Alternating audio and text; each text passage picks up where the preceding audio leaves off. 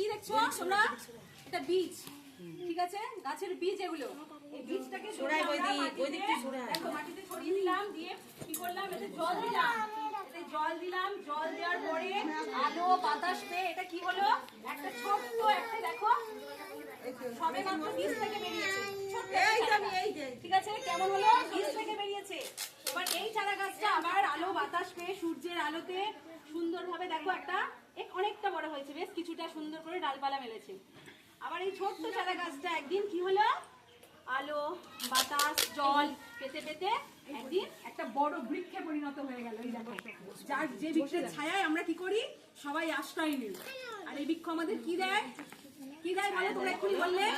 ছায়া দেয়, অক্সিজেন দেয়, ফুল দেয়, ফুল দেয়, আমাদেরকে সবকিছু দেয়। তাহলে আজ থেকে কি আমরা কেউ গাছ কাটবো না? সবাই গাছ বসাবো তো? কিভাবে বসাবো মনে আছে তো? ওই যে বীজ আমি ছড়ালাম, বীজ দিয়ে সবাই আমরা জল দেবো, মনে থাকবে সবার? তাহলে বলো, আজ থেকে আমরা সবাই গাছ লাগাবো, প্রাণ বাঁচাবো। বলো, গাছ লাগাও, প্রাণ বাঁচাও।